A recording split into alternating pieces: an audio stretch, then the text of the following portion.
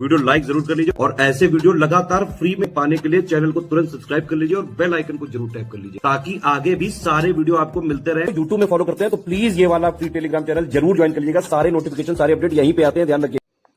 नमस्कार दोस्तों, आज का हमारा इम्पॉर्टेंट टॉपिक है बाघ स्थिति रिपोर्ट।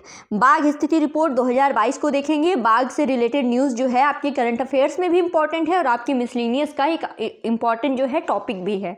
तो चलिए शुरू करते हैं। हमारे प्रधानमंत्री ने 9 अप्रैल 2023 को बाघों की जनगणना 2022 के आंकड़े जारी किए थे। तो 2022 वाली जो बाघ स्थिति रिपोर्ट थी ये आई थी अप्रैल 2023 में। अब इसमें है क्या क्या ये देख लेते हैं। इसमें बाघों की संख्या 2022 में 3167 हो गई है। अगर एग्जाम में पूछा जाए बाघों की संख्या, तुरंत बताइएगा 3167, ठीक है, जो कि 2018 में 2967 थी। फिर जो है 4 साल में बाघों की संख्या में 6.7% की वृद्धि दर्ज की गई है। अब एशियाई शेरों के मामले में भारत दुनिया का एकमात्र देश है। यहाँ पे शेरों की आबादी 2015 में 525 थी, 20 में 675 थी। अब देख ही रहे हैं 2022 में 3167 हो चुकी है। विश्व की कुल बाघों की कुल आबादी का भारत में 70% है, ठीक है। 70% से अधिक जंगली बाघ जो हैं वो भारत में हैं दुनिया के। फिर प्रोजेक्ट टाइगर जो है इसके 50 साल पूरे होने के उपलक्ष्य में 9 अप्रैल 2023 को मैसूर कर्नाटक में आयोजित मेगा अंतर्राष्ट्रीय कार्यक्रम में प्रधानमंत्री नरेंद्र मोदी ने टाइगर, शेर इन जैसी 7 बिग कैट प्रजातियों के संरक्षण के लिए IBCA यानी अंतर्राष्ट्रीय बिग कैट अलायंस का शुभारंभ किया, ठीक है। बिग कैट अलायंस, अंतर्राष्ट्रीय बिग कैट अलायंस में 7 जो हैं बिग कैट प्रजातियां हैं। इसमें क्या है, टाइगर है, शेर है, चीता है, जगुआर है, प्यूमा है, ये सारी चीज़ें हैं। टोटल 7 प्रजातियां हैं। अब राष्ट्रीय बाघ गणना ये है NTCA यानी राष्ट्रीय बाघ संरक्षण प्राधिकरण द्वारा राज्य वन विभागों, संरक्षण NGO, भारतीय वन्यजीव संस्थान, इन सब के साथ साझेदारी में प्रत्येक 4 वर्ष में की जाती है, ठीक है। अब राष्ट्रीय बाघ संरक्षण प्राधिकरण यानी NTCA के बारे में देख लीजिए। तो ये ministry of environment, forest and climate change के अंतर्गत एक वैधानिक निकाय है, ठीक है। पर्यावरण वाली मिनिस्ट्री के अंदर एक वैधानिक निकाय है जो 2005 में टाइगर टास्क फोर्स की सिफारिशों के बाद स्थापित किया गया था। और इसका अधिनियम किसके तहत हुआ है? इसका अधिनियम हुआ है वन्य जीव संरक्षण अधिनियम 1972 की धारा 38L1 के तहत। इम्पॉर्टेंट है, ठीक है। अब राज्यवार बाघ जनगणना आप देख लीजिए। ये है 9 अप्रैल 2022 को मैसूर में प्रोजेक्ट टाइगर के 50 साल पूरे होने के जश्न के दौरान माननीय प्रधानमंत्री नरेंद्र मोदी ने बाघों की आबादी जो है 3167 घोषित की, ठीक है। फिर उसके जो कि कैमरा ट्रैप क्षेत्र से जनसंख्या का अनुमान है।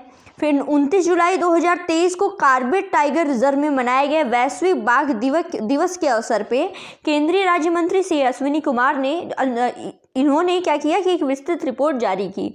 तो देखिए वैश्विक बाघ दिवस पहले कब होता है, ये सबसे पहले इम्पॉर्टेंट है। बाघ दिवस होता है 29 जुलाई को, ठीक है। 29 जुलाई को आपका प्रोजेक्ट टाइगर के हो चुके हैं 50 साल पूरे। कब हुए? 9 अप्रैल 2022 को। प्रोजेक्ट टाइगर कब शुरू किया गया था? अब बताइए आप लोग कमेंट बॉक्स में कि प्रोजेक्ट टाइगर शुरू कब किया गया था। ये है। फिर उसके बाद देखिए कैमरा ट्रैप्ड और गैर कैमरा ट्रैप्ड बाघ, ये उपस्थिति दोनों क्षेत्रों दोनों से भारतीय वन्यजीव संस्थान द्वारा किए गए डेटा का आगे का विश्लेषण।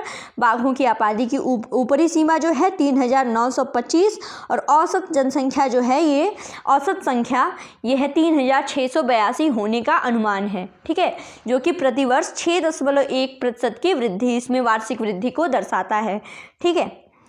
आगे जो है भारत के 18 राज्यों में लगभग 75,796 वर्ग किलोमीटर क्षेत्र में फैले 54 टाइगर रिजर्व का नेटवर्क है। 54 टाइगर रिजर्व का नेटवर्क है। और भारत में विश्व की लगभग 75% जंगली बाघ की आबादी रहती है, ठीक है, जिसमें सबसे बड़ी आबादी जो है वो मध्य प्रदेश में है 785।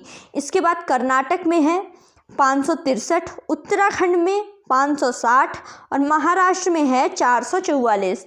सबसे ज़्यादा बाघ कहाँ पर हैं? मध्य प्रदेश में, टोटल 785, ठीक है।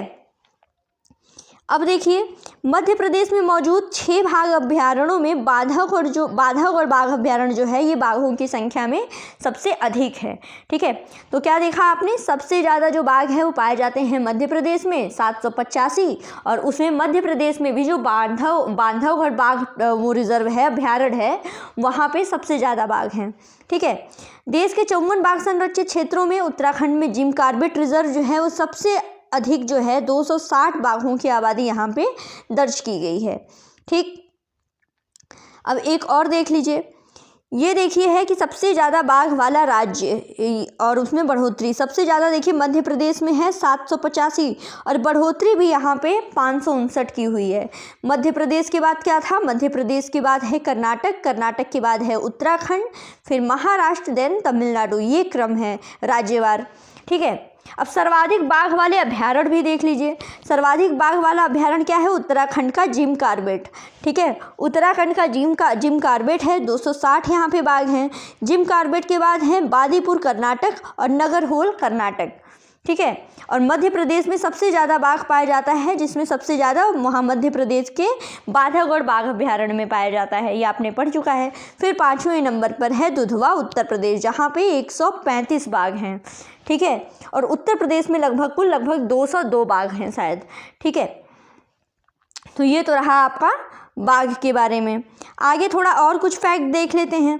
तो देखिए सबसे बड़ा टाइगर रिजर्व कौन है, सबसे बड़ा टाइगर रिजर्व क्षेत्रवार अगर बात करें तो ये है आंध्र प्रदेश का नागार्जुन सागर श्रीशैलम टाइगर रिजर्व।